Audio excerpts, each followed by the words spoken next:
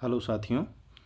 तो biology exam से पहले आपकी तैयारी को चेक कीजिए। मैं एक सैम्पल पेपर आपके सभी के सामने लेके आया हूँ। मैं लोकेश कुमार पीजीटी बायोलॉजी केंद्रीय विद्यालय आपका हार्दिक स्वागत करता हूँ। तो बिना टाइम वेस्ट किए हम इस सैम्पल पेपर को लेके चलते हैं। आपको पता है आपका पेपर है वो 70 मार्क्स का और 3 घंटे का होता है। शुरू में आपको जनरल इंस्ट्रक्शन दिए जाते हैं। तो शुरू करते हैं आज का पेपर। सबसे पहले बात करते हैं तो आपका पेपर है वो कई सेक्शन में डिवाइड होता है, जिसमें आपका सेक्शन ए में 16 MCQ आपको देखने को मिलेंगे। तो शुरू करते हैं। सबसे पहला क्वेश्चन है आपका signals for parturition in human female originated from. तो पार्चुरेशंस की जो प्रोसेस होती है उसमें जो सिग्नल ओरिजिनेटेड होते हैं वो both placenta as well as fully developed foetus. तो ऑप्शन बी है इसका करेक्ट हो जाएगा। सेकंड क्वेश्चन आपको पूछा गया है to produce 1600 seeds the number of meiotic division require will be. तो 1600 सीड्स हमें 1600 सीड्स के लिए 1600 जाइगोट की ज़रूरत होती है और 1600 जाइगोट के लिए हमें 1600 ही पोलन ग्रेन यानी मेल गैमिट चाहिए और 1600 ही फीमेल गैमिट चाहिए यानी एग चाहिए और 4 पोलन ग्रेन के लिए एक मायोटिक डिवीजन चाहिए यानी 400 डिवीज़न चाहिए 1600 पोलन ग्रेन फॉर्मेशन के लिए। और इसी टाइप से हमें एक मायोटिक डिवीज़न चाहिए एक एग के फॉर्मेशन के लिए, यानी आप ये कह सकते हो कि 1600 मियोटिक डिवीज़न चाहिए 1600 एग बनाने के लिए। तो 1600 एग बनाने के लिए 1600 डिवीज़न और 1600 पोलन ग्रेन बनाने के लिए 400 डिवीज़न, यानी टोटल आप कह सकते हो कि 2000 डिवीज़न आपको चाहिए। तो आपका जो ऑप्शन हो जाएगा वो हो जाएगा बी। नेक्स्ट क्वेश्चन को लेके चलते हैं। क्वेश्चन नंबर 3 है आपका a sample of normal double standard DNA was found to have thymine content of 27%। What will be the expected proportion of guanine in this strand. तो बच्चों आपको पता है कि चारगाफ का रूल है वो कहता है A=T और G=C। किसी भी एक DNA के लिए ये रूल फॉलो होता है जिसको हम चारगाफ रूल कहते हैं। तो इसमें हमें थाइमिन की अमाउंट दी गई है और हमें ग्वानिन की अमाउंट पूछी गई है। तो अगर थाइमिन की अमाउंट 27% है इट मीन्स आपके एडिनिन भी कितना होगा 27% होगा अकॉर्डिंग टू चारगाफ रूल, यानी ये टोटल हो जाएंगे 54%। तो आपका टोटल जो AGTC होता है वो DNA में 100% होता है। इसमें हम एडिनिन और ग्वानिन को अगर माइनस करेंगे तो हमारे पास आएगा 46% और G और C इक्वल होता है इट मीन्स 46/2, यानी कि ये आपका आ जाएगा 23। तो इसमें G की अमाउंट यानी ग्वानिन भी 23 होगा और साइटोसिन भी 23 होगा, यानी आपका ऑप्शन ए है वो करेक्ट हो जाएगा। नेक्स्ट क्वेश्चन पे चलते हैं। Question number 4 observe the schematic diagram that depict a small section of nucleic acid. आपको एक डायग्राम दिया गया है। इस डायग्राम में आपको यहाँ पे बताना है कि जो आपको नाइट्रोजन बेस दिए गए हैं वो कौन कौन से हैं। तो आपको पता है ट्रिपल बॉन्ड से जो नाइट्रोजन बेस जुड़ते हैं वो G और C जुड़ते हैं और डबल बॉन्ड हाइड्रोजन बॉन्ड से जुड़ते हैं A और D।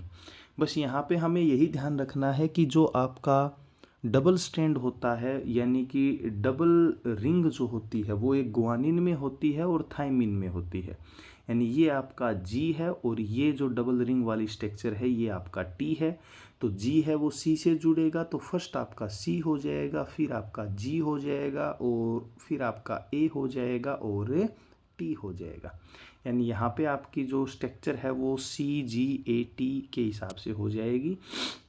तो ये होप आपको समझ में आ गया होगा। बस इसमें ध्यान ये रखना है कि डबल रिंग स्ट्रक्चर है वो या तो ग्वानिन की होती है या थाइमिन की होती है। तो इसका जो ऑप्शन है वो करेक्ट हो जाएगा ऑप्शन बी। नीचे वाला क्वेश्चन है वो विजुअली इम्पेयर्ड स्टूडेंट के लिए है। ये पेपर को तो हम इसमें छोड़ देते हैं एक बार इसको। क्वेश्चन नंबर 5 लेते हैं कि Suresh and Rajesh have defective hemoglobin due to genetic disorder in Suresh. The problem is qualitative as he is having incorrectly functioning globin molecules.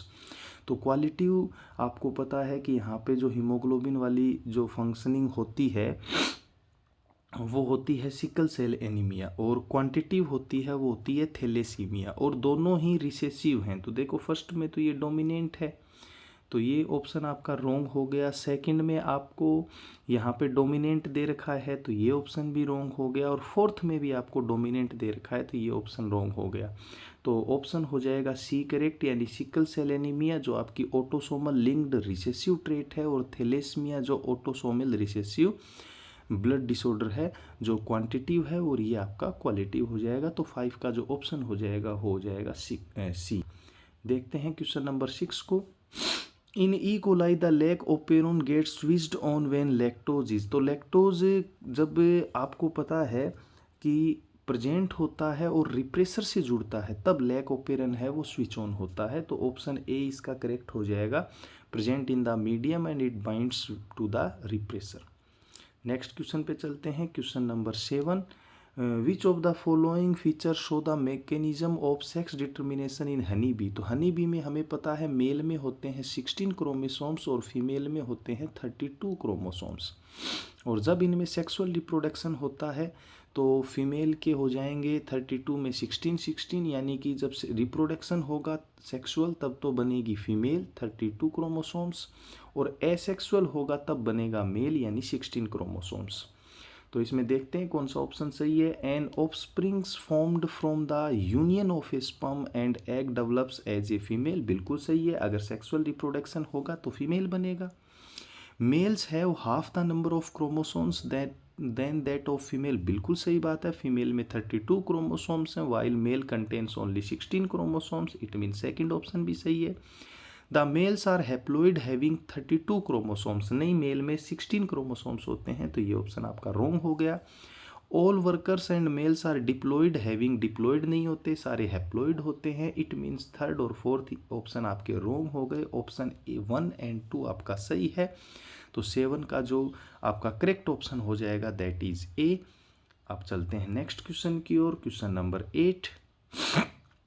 The following diagram shows a fragment of DNA which is going to be transcribed. The upper strand with polarity 3' to 5' is the template strand. तो आपको template stand दिया गया है, तो आपको पता है अगर A, T, T, G, C, C आपको यहाँ पे दिए गए हैं, तो आपको पता है A है तो RNA फॉर्म हो रहा है, तो थाइमिन की जगह क्या हो जाएगा यूरेसिल। देखो यहाँ पे अगर आप ऑप्शन देखें तो सी में ही केवल स्टार्टिंग है वो यू से हुई है, तो आप इसका डायरेक्ट आंसर बता सकते हैं कि 8 में सी होगा। बहुत आगे जाने की आपको ज़रूरत नहीं है, क्योंकि एडेनिन है वो यूरेसिल से जुड़ेगा, क्योंकि फॉर्मेशन आरएनए का होता है और आरएनए में थाइमिन की जगह पे यूरेसिल पाया जाता है। नेक्स्ट क्वेश्चन है, idli dosa dough rise due to production of which of the following gas. तो कार्बन डाइऑक्साइड गैस है, वो आपको पता ही है। ये क्वेश्चन बेसिक क्वेश्चन है, बहुत बार एग्जाम में पूछा जाता है।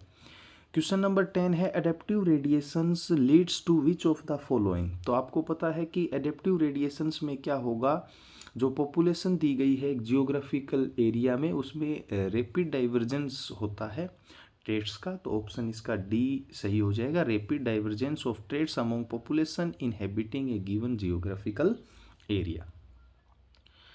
नेक्स्ट चलते हैं हम क्वेश्चन नंबर 11 पे। Echo are first cut the DNA between base G and A only when the sequence of GAA-TTC। आपको पता है हर जो आपका एंडोन्यूक्लियेज रेस्ट्रिक्शन एंजाइम है उसकी एक स्पेसिफिक साइट होती है, तो इको आर फर्स्ट के लिए GAA-TTC, तो ये काटता है G और A के बीच में, ये G को अलग कर देता है, AATTC को अलग कर देता है, यानी ये पूछना चाह रहा है। तो आपको पता है G 1 और ये आपके टोटल जो बेस हो गए 5, यानी 1:5 के रेशियो में ये काटता है। तो ऑप्शन नंबर 1 आपको सही दे रखा है, वेक्टर DNA 1-5 या 5-1, तो ऑप्शन ए इसका करेक्ट हो जाएगा। During the secondary treatment of sewage which of the following change in the effluent occur due to flocs. तो reduction in BOD biological oxygen demand जो होती है,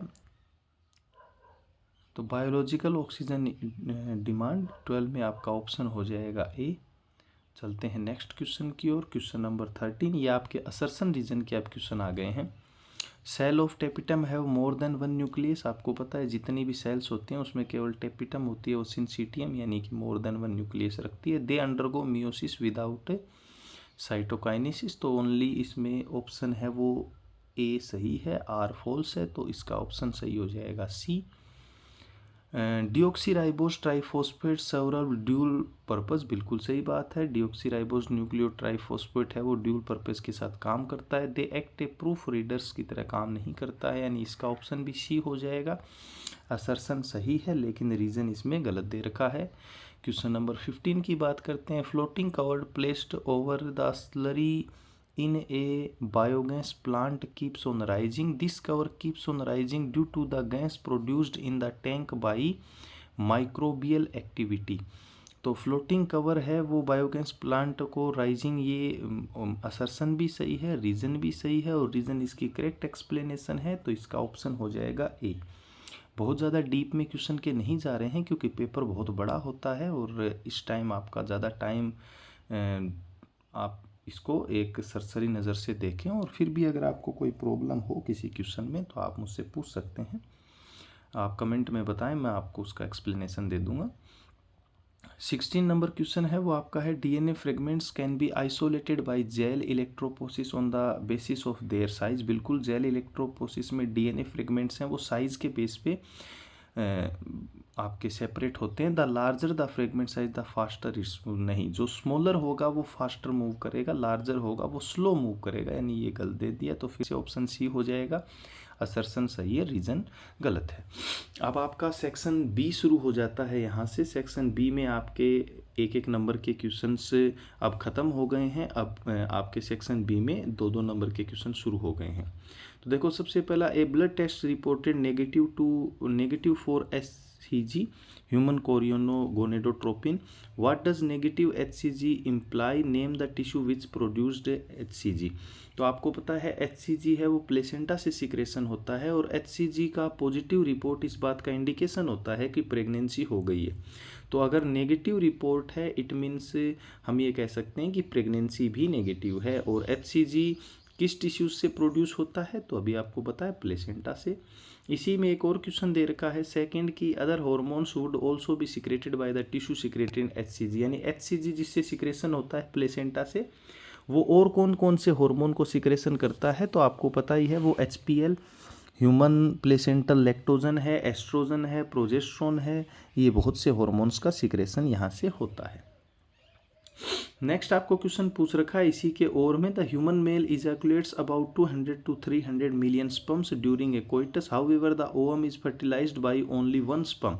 how does the ovum block the entry of additional sperms. तो आपको पता है sperms है वो चेंज कर देता है जोना पेलेसुडा में।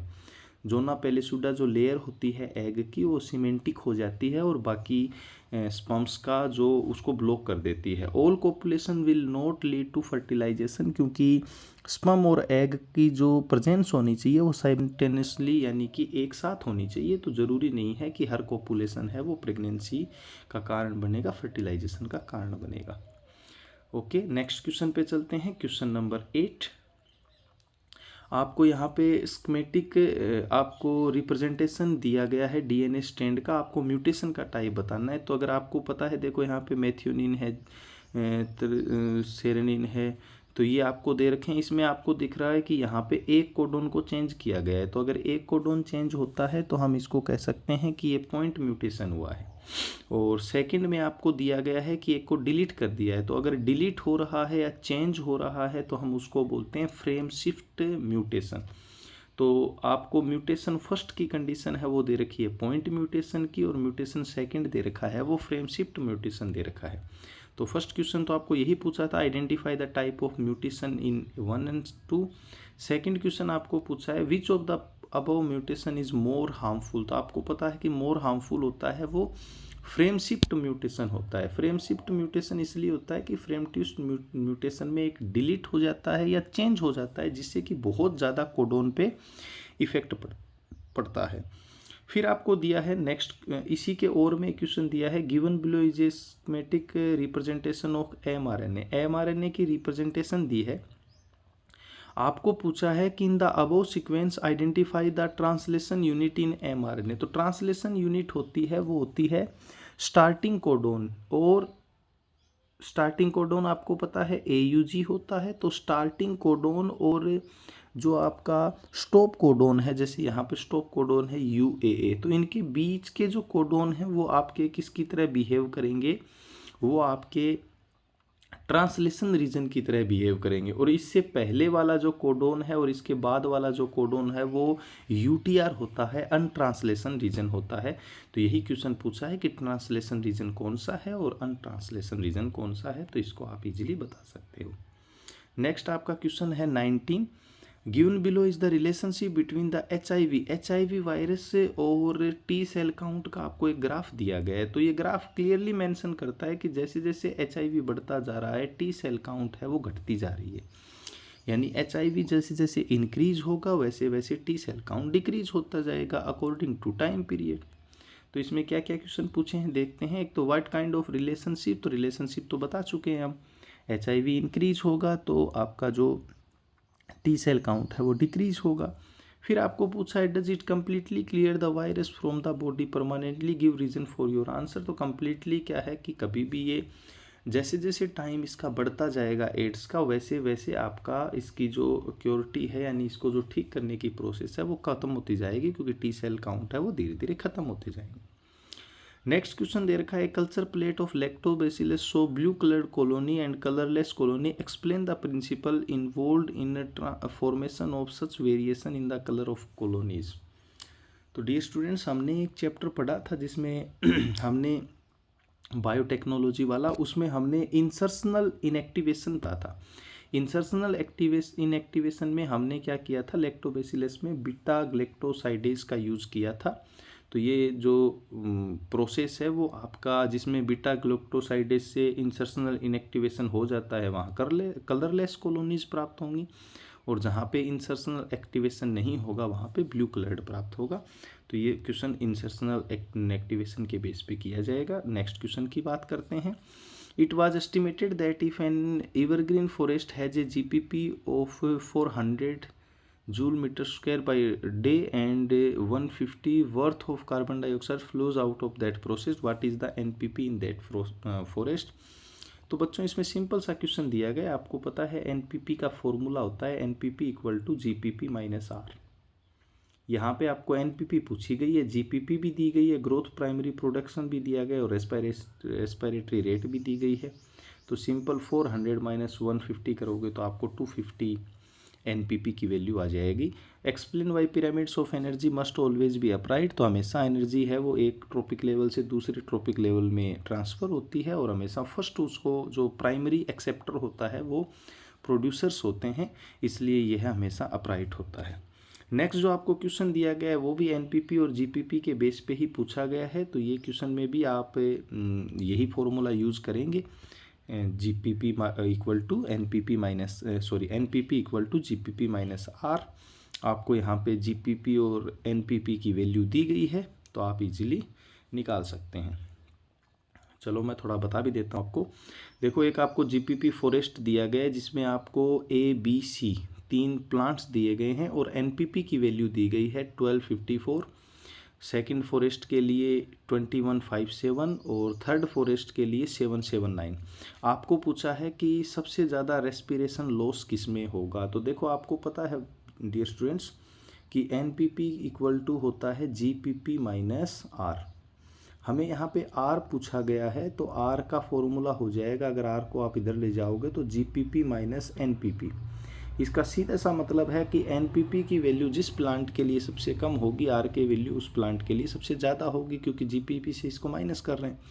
तो आपको यहाँ पे 3 प्लांट दिए गए हैं, सबसे कम R की वैल्यू थर्ड प्लांट के लिए दी गई है, देखो 779। इट मीन्स थर्ड प्लांट में रेस्पिरेशन लॉस सबसे ज़्यादा होगा।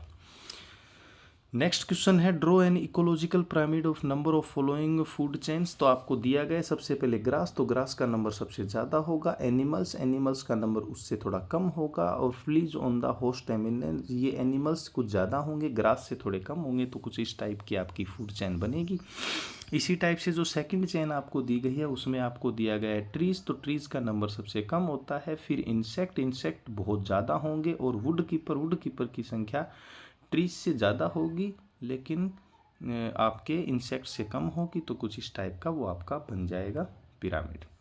नेक्स्ट आपको क्वेश्चन दिया गया है the image below shows two germinate seeds X and Y of belong to the same species. Seed X is produced by apomixis where seed Y is a product of sexual reproduction. तो देखो ये apomixis का plant 1, plant 2, plant 3 दिया गया है, और ये x है वो एपोमिक्सिस से बना है, वाई है वो एसेक्सुअल रिप्रोडक्शन से बना है। तो ये क्या क्वेश्चन पूछना चाह रहा है, देखिए right the number of embryos. तो एम्ब्रियोज आपके 3 प्लांट हैं, तो यहाँ पे 3 एम्ब्रियोज हो जाएंगे, एम्ब्रियो से एक 1 हो जाएगा, और ओव्यूल है वो 1 हो जाएगा सीड एक्स के लिए। How multiple embryos are formed in, ये आपको पूछ रखा है कि सिट्रस फ्रूट है वहाँ पे आपका एक एम्ब्रियो कैसे प्रोड्यूस होता है, क्वेश्चन नंबर ये आपका। और थर्ड वाला क्वेश्चन जो आपको पूछ रखा है वो पूछ रखा है आपको कि what advantage will plant developed from seed why have over seeds x. तो देखो हाउ मल्टीपल एम्ब्रियोज, इसका आंसर हो जाएगा मायोटिक डिवीजन, इसमें चलेंगे। और जो आपके एडवांटेज क्या होगा, तो आपको पता है कि जहाँ पे सीड एक है तो वहाँ पे आपको एम्ब्रियो सेक एक है, उसका यूज़ 3 प्लांट के द्वारा किया जा रहा है, जबकि यहाँ पे एक प्लांट के द्वारा किया जा रहा है, तो ये ज़्यादा वेरिएशन शो करेगा, ज़्यादा डेवलप्ड होगा, क्योंकि न्यूट्रिशन ज़्यादा मिल रहा है, यहाँ पे न्यूट्रिशन की वैल्यू कम है। नेक्स्ट क्वेश्चन की बात करते हैं 23 की, ये विजुअली इम्पेयर्ड के लिए है। क्वेश्चन आप एक बार चेक कर सकते हो, मैं बाकी इसको ज़्यादा एक्सप्लेन नहीं कर रहा हूँ। तो नेक्स्ट क्वेश्चन है आपका name the place in human ovary where the first meiotic division. तो फर्स्ट मेयोटिक डिवीजन जहाँ पे होता है उस प्लेस का आपको नाम बताना है। इसके अलावा आपको क्वेश्चन पूछा है कि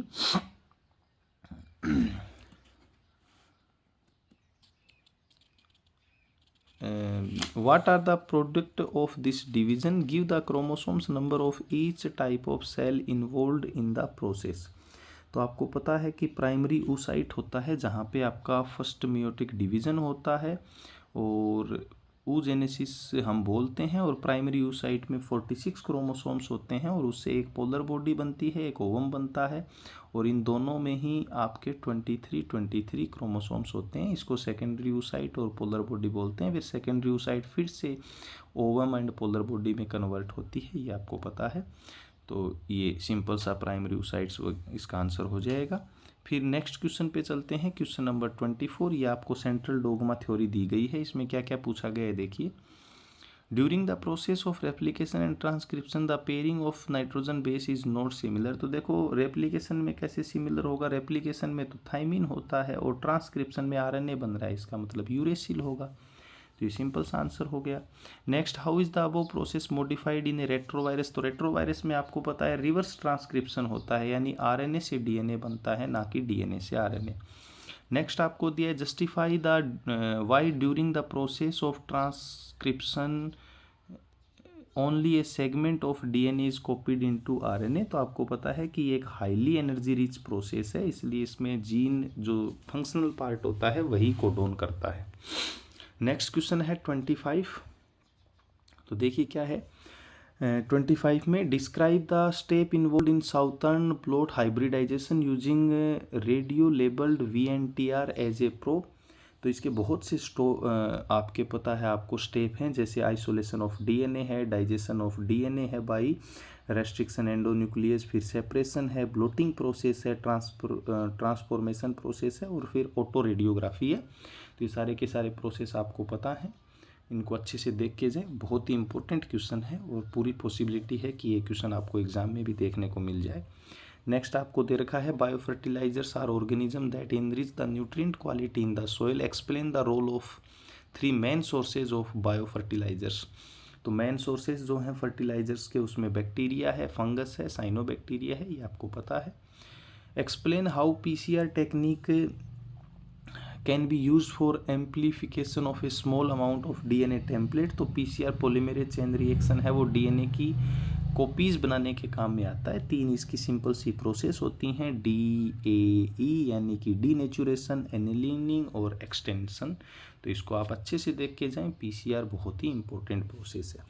नेक्स्ट है आपका question number 28। A diagram given below depict different species of warbler birds feeding on different regions on a spruce tree. Explain the mechanism which help them to coexist. तो आपको एक डायग्राम दिया गया है। What does Gauss exclusion principle state, that is does it apply in the case shown above? तो देखो आपको यहाँ पे जो वार्बलर का क्वेश्चन दिया गया है, तो इसमें जो को एग्जिस्टेंस होती है वो आपको पता है रिसोर्स पार्टीशनिंग के द्वारा होती है, यानी यहाँ पे शेयरिंग होती है रिसोर्सेज की, तो ये को एग्जिस्ट कर सकते हैं। जबकि गाउस रूल क्या कहता है, अकॉर्डिंग टू गाउस रूल जो कॉम्पिटिटिव प्रिंसिपल्स है, यानी एक जो जनरेशन है इसमें कम्प्लीटली ख़त्म हो जाती है, तो को एग्जिस्ट है वो गाउस के रूल पे लागू नहीं हो सकता, तो ये अप्लाई नहीं होगा। और गाउस का रूल तो क्या बताता है कि 2 स्पीसीज़ हैं, वो अगर एक ही किसी मटेरियल पे यानी उसको खाती हैं तो एक स्पीसीज है वो कम्प्लीटली ख़त्म हो जाएगी। जबकि नॉर्मल ये रूल जो को एग्जिस्ट वाला रूल है, इसमें ये कहा जाता है कि बहुत सारी स्पीसीज हैं वो आपस में रिसोर्सेज को क्या करती हैं, शेयर करती हैं, जिसको हम रिसोर्स पार्टीशनिंग कहा जाता है। तो ये रिसोर्स पार्टीशनिंग फर्स्ट वाले का आंसर होगा, और सेकंड में गाउस है वो इस पर फॉलो नहीं करता। नेक्स्ट हम क्वेश्चन को देखते हैं। Assuming that within a population of beetles where Hardy Weinberg conditions are met, the colour black is dominant over the colour red, 40% of all beetles are red. तो देखिए इसमें simple सा आपको पता है कि 3 चीज़ें हैं, p², q², 2pq। आपको जो रिसेसिव वाली वैल्यू दी गई, यानी आपको q² की वैल्यू दी गई है। अब q² की वैल्यू आपको क्या दी गई है, 40%, यानी आप ये कह सकते हो 0.4। तो अगर आपको q की वैल्यू निकालनी हो तो q की वैल्यू क्या हो जाएगी, 0.4 का आपका अंडर रूट, यानी कि q की वैल्यू आपकी आ जाएगी 0.632 के आसपास।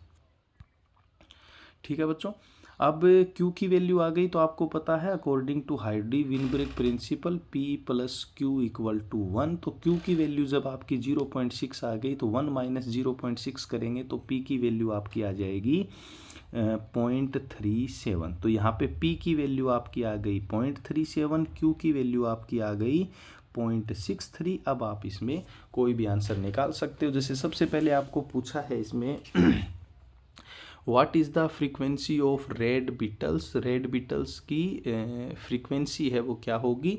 और सेकंड क्वेश्चन आपको पूछा है इसमें कि calculate in the percentage of beetles in the population that are heterozygous. तो हेट्रोजाइगस के लिए तो हम ऑप्शन निकाल लेंगे 2pq, और रेड वाले की फ्रीक्वेंसी होगी वो आपकी हो जाएगी 0.63 2q की वैल्यू। ओके, तो सिंपल सा P + Q = 1 आपको ध्यान रखना है। नेक्स्ट आपको क्वेश्चन दे रखा है 30 नंबर, देखिए given below is the pattern of temperature is a person suffering from a non viral transmitted disease that is by mosquito, study the graph and answer the questions of following. तो ये आपको malaria के बारे में दिया गया है। सबसे पहले explain the factor responsible for this pattern of temperature. तो आपको पता है 3 से 4 डेज में हिमोजाइन है वो रिलीज होता है और बुखार आता है, तो ये हिमोजाइन सिक्रेशन के बारे में बताया गया है। How does this pathogen multiply in the human body. तो आपको पता है ह्यूमन बॉडी में ये एसेक्सुअली रिप्रोडक्शन करता है और मॉस्किटो गट में ये सेक्सुअली रिप्रोडक्शन करता है, तो इसके बारे में आप बता सकते हो। How is this infection transmitted to humans. तो यह है ह्यूमन्स में, तो आपको पता है कि जब मॉस्किटो काटता है तो स्पोरोजोइट्स को ह्यूमन बॉडी में छोड़ देता है। Which stage of the cycle this pathogens are completed in the mosquito gut. तो मॉस्किटो गट में आपको पता है कि फर्टिलाइजेशन और डेवलपमेंट होता है, यानी सेक्सुअल रिप्रोडक्शन होता है। नेक्स्ट हम क्वेश्चन देखते हैं, क्वेश्चन नंबर 31, क्रिप्टोक्रीडिज्म। तो आपको पता है क्रिप्टोक्रीडिज्म जो डिजीज़ होती है उसमें जो टेस्टिस होते हैं वो स्क्रोटम में नहीं आ पाते, तो ऐसे जो मेल होते हैं वो फर्टाइल होते हैं, तो उसी के बारे में इसमें बताया गया है।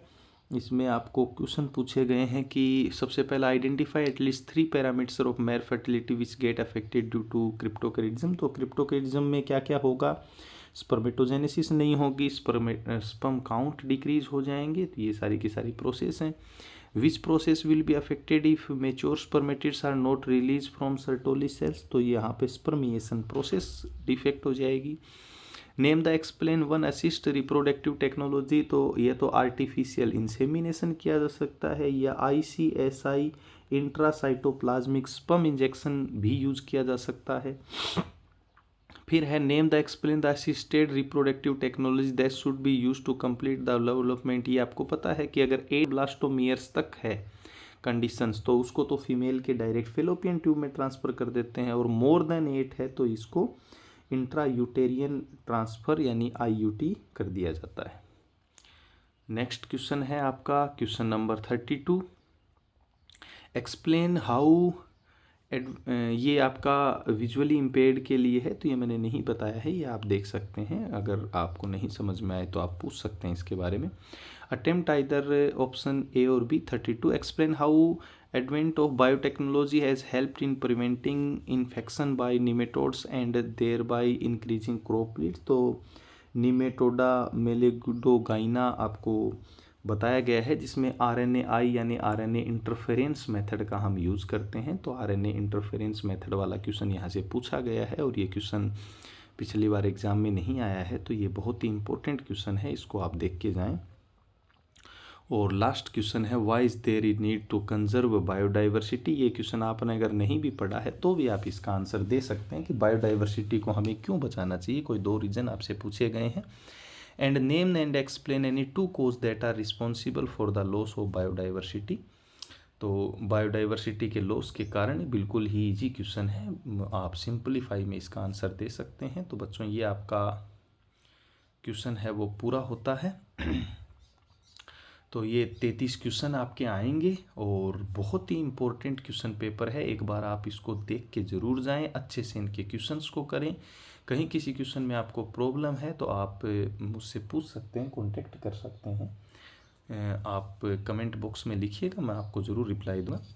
तो एक बार, और अगर आपका रिस्पॉन्स अच्छा रहा तो मैं कोई और सैम्पल पेपर भी आपके लिए लेके आऊँगा, और बहुत ही अच्छे क्वेश्चंस हैं, आप एक क्विक रिवीजन के रूप में इसको ज़रूर देख के जाएं। धन्यवाद।